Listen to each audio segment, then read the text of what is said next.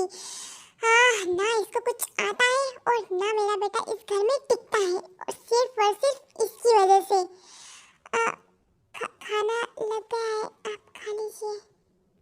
तुझे मैंने कितनी बार समझाया है कि जब जंकुक घर पे आए तो अच्छे से रेडी होके उसके सामने जाना, उसको इम्प्रेस करना, पर तुम तो उसके इतना दूर रहती हो कि पता नहीं वो तुम्हें खा नहीं जाएगा।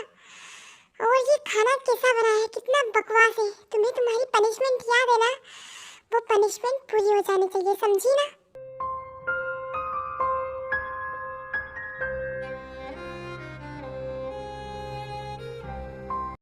मेरी शादी बचपन में ही हो गई थी, ना ही मुझे मेरी शादी का कुछ याद है और ना ही मेरी जिससे शादी हुई है वो याद है। और मुझे पता ही नहीं था कि मेरी जिससे शादी हुई है वो किसी और से प्यार करता है और उसी के साथ रहता है बचपन से। मतलब 11 साल की उम्र में ही मुझे ससुराल के बंधनों और काम में इतना दबा दिया कि मेरी जिंदगी मेरी रही ही नहीं।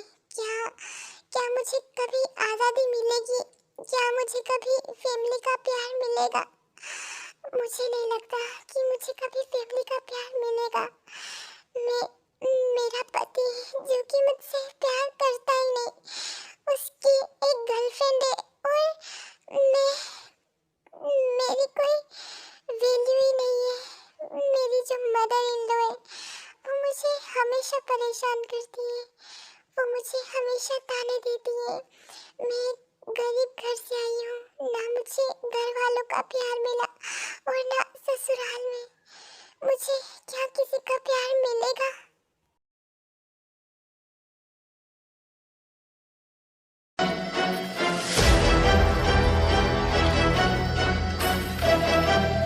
मैंने कितनी बार कहा है कि फाइल कंप्लीट होनी चाहिए, बट तुम लोग एक नंबर के निठल्ले ही रहोगे। तुम लोगों को जब मैं इस जॉब से निकाल दूंगा ना तब पछताना, फिर किसी भी कंपनी में जॉब नहीं मिलेगी तुम लोगों को। बस कर यार, तू गुस्सा क्यों कर रहा है? इन नादान परिंदों पे इतना गुस्सा मत कर। तुम लोग जाओ तुम लोग, मैं संभालता हूँ। तो क्या करूँ मैं यार? एक तो मेरी मॉम है जो मुझे हमेशा ही उस लड़की के साथ रहने के लिए बोलती है, और मैं क्या करूँ तू बता। और ये मेरी मॉम पगला गई है यार। तेरी मॉम पगला गई है तो उसको पागलखाने भर्ती कर दे। पर भाभी को इतना हर्ट क्यों कर रहा है तू? हाँ, बीवी है वो तेरी। माना कि जब शादी हुई थी तब तुम दोनों बच्चे थे, भाभी 2 साल की थी और तू 7 साल का। तुझे तो फिर भी थोड़ा बहुत याद होगा, लेकिन भाभी को तो पता ही नहीं था। पता है मुझे यार, पर मैं नहीं कर सकता। मैं उस लायक हूँ ही नहीं कि मैं इतनी नाजुक और प्यारी लड़की को संभाल सकूं। तुझे प्रॉब्लम क्या है यार? प्यारी भी बोलता है और उससे कभी बात भी नहीं करता। तुझे उसके साथ रहना है या फिर नहीं?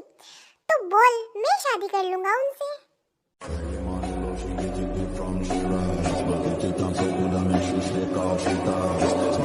तेरी हिम्मत कैसे हुई ऐसा बोलने की? वो सिर्फ मेरी है, सिर्फ मेरी, और मेरी ही रहेगी हमेशा, किसी और की नहीं। भाई कंट्रोल योरसेल्फ, कंट्रोल योरसेल्फ। मैं तो मजाक कर रहा था यार, क्यों जान लेने पे तुला हुआ है? ताई भाभी है मेरी, तो वो तो मेरी छोटी सिस्टर जैसी है। तू ये सब छोड़, तू बोलना, तुझे प्रॉब्लम क्या है? इतना गुस्सा क्यों कर रहा है? एक तरफ बोलता है कि तुझे उसके साथ नहीं रहना, दूसरी तरफ बोलता है कि वो तेरी। कहना क्या चाहते हो आखिर सरदार जी आप? यार वो बहुत छोटी है, 16 साल की है वो, और मॉम बोलती है कि उसके साथ उनको उनकी पोते पोतियाँ चाहिए। मैं नहीं चाहता इतनी सी उम्र में उसे इतना प्रेशर मिले। अच्छा, आप समझा। और गर्लफ्रेंड वाला नाटक क्यों कर रहा है तू? हाँ, ये भी बता दे। अबे टफर, इसीलिए तो कर रहा हूँ ताकि मॉम हम दोनों पे ज़्यादा प्रेशर न डाले, खासकर ताए पे। पर यार भाभी को कैसा लगता होगा तेरी गर्लफ्रेंड की बात सुन के? मुझे भी अच्छा नहीं लगता कि मैं उसे हर्ट कर रहा हूँ, बट ये सब उसी के लिए ही है। आज मैं घर जाऊँगा। ओ माय गॉड, तू घर जा रहा है? ये तो बहुत ज़्यादा अच्छी बात है। पर हाँ जंकुक, एक बात बोलना चाहता हूँ तुझसे मैं।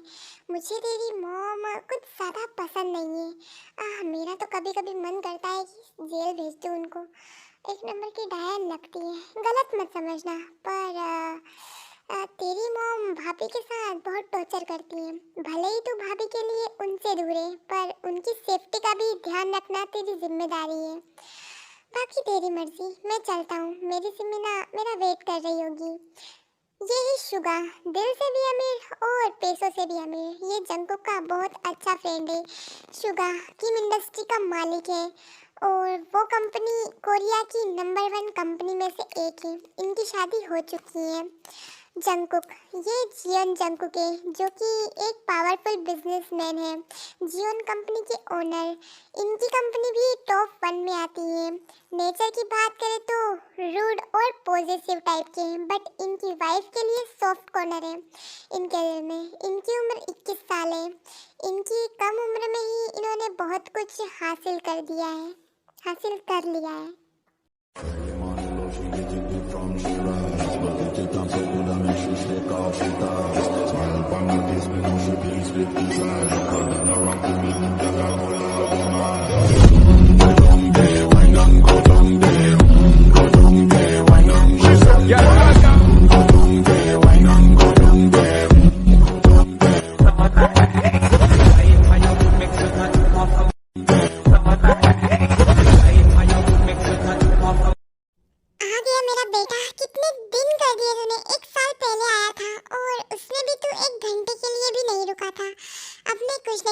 तुझे रुकना ही पड़ेगा, ठीक है? जेकी की नजर बस ताई को ढूंढ रही थी। क्या हुआ? अच्छा छोड़, तू खाना खा। बहुत सूखा हो चुका है तू बेटा। हाँ, बहुत ज्यादा सूख चुका है। थोड़ा खा पी, थोड़ा हट्टा खट्टा बन। ये सब छोड़िए, पहले ये बता रही है कि वो लड़की कहाँ पे है? वो मैंने पूछा कहाँ है वो? बेटा देख, तू ही हमेशा बोलता है कि तुझे वो तेरी नज़रों के सामने नहीं चाहिए, तो इसीलिए इस घर में नहीं टिकता उसकी वजह से। तो मैंने उससे क्या क्या किया है आपने उसके साथ, मुझे बताइए।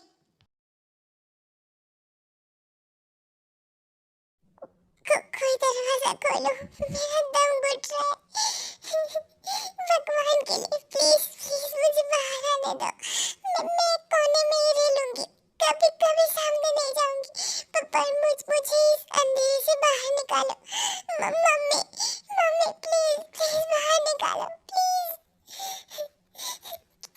क्यों भगवान, क्यों आपने मेरी जिंदगी ऐसी लिखी है जिसमें मेरा कोई वजूद ही नहीं है?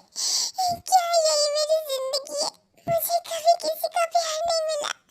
क्या मैं इतनी अनलकी हूँ? मेरे साथ में रो रहा आसमान, मेरे साथ में रो रहा आसमान। मेरा प्यार खोया है जाने कहाँ, मेरा प्यार खोया है जाने कहाँ। उस हवाओं में बहेंगे, घटाओं में रहेंगे, तू बरखा मेरी। जंकुक ताई के पास जल्दी से जाता है और उसे उठा लेता है। ताई को बस जंकुक की आंखें ही दिखती है और वो पैनिक में ही बेहोश हो जाती है। जंकुक जल्दी से ताई को बेडरूम में ले जाता है और सुला देता है और फिर डॉक्टर को बुलाता है। कि क्या क्या हुआ है डॉक्टर? ये ठीक तो है ना? मिस्टर जियोन, मुझे कहना तो नहीं चाहिए, बट अगर मिस ताई थोड़ी देर और अंधेरे में रहती तो वो मर भी सकती थी। तुम्हारी हिम्मत कैसे हुई ये बोलने की? मेरे रहते ताई को कुछ भी नहीं हो सकता, कुछ भी नहीं। ये बात जंकुक डॉक्टर की कॉलर पकड़ के बोलता है और डॉक्टर का तो मानो गला ही दब रहा था कॉलर पकड़ने की वजह से। सॉरी मिस्टर जियोन, बट मैंने सच बोला। मिस ताई को जितना हो सके ख्याल रखना। उन्हें केयर की ज़रूरत है, वो मेंटली डिप्रेस्ड लग रही है। एंड मैं चलता हूँ। टाइम से उन्हें टेबलेट्स खिला दीजिएगा एंड उनका ख्याल रखिएगा, वो बहुत ही ज़्यादा कमज़ोर है। तेरे नाम के हर्फ की तस्वीर को सांसों के गले का हार किया। दुनिया भूली और सिर्फ तुझे, हाँ सिर्फ तुझे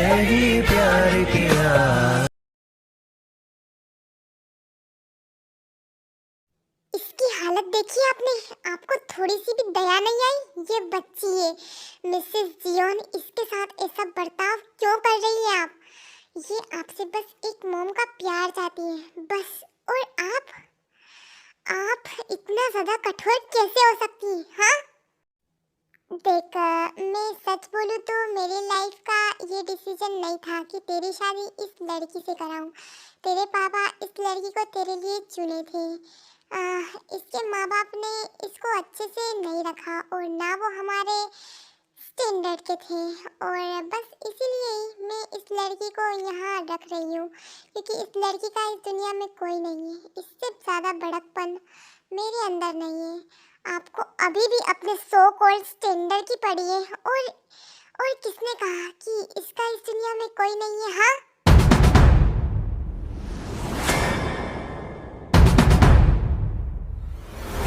हाँ तो कौन है? कोई नहीं है। और वैसे भी मैंने सोचा था कि ये तेरी वाइफ बन के तो रहेगी यहाँ पे, पर तू तो इसे पसंद भी नहीं करता, और तेरी तो गर्लफ्रेंड ही है। एक काम कर, डिवोर्स ही ले ले, कम से कम इससे पीछा तो छूटेगा मेरा।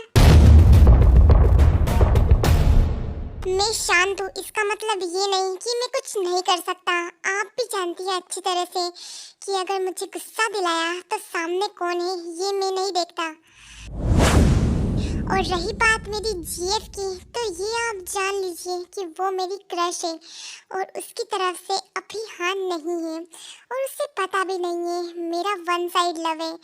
तो प्लीज़ मेरे प्यार को इन सब चीज़ों से दूर रखिए। और हाँ, अगर इसको आइंदा से कुछ भी हुआ तो मैं नहीं देखूंगा कि सामने कौन है और मेरा उससे क्या रिश्ता है। मैं आप सबको बता दूं कि जंगकुक अपनी मॉम की रिस्पेक्ट तो करता है, बट कुछ वजह से वो उससे नफरत भी करता है। मतलब रिस्पेक्ट भी एक वजह से ही करता है। ओके, मुझे तो समझ नहीं आ रहा कि तू इसकी इतनी फिक्र क्यों कर रहा है। तू किसी और से प्यार करता है, फिर भी ये मेरी वाइफ है और मेरी जिम्मेदारी भी। इससे आगे आप खुद समझदार हैं। तुमसे मिला तो यूं लगा खुद से हुआ हूँ मैं रूबरू, मेरे प्यार की हर दास्तां तुझ पे खत्म तुझसे शुरू।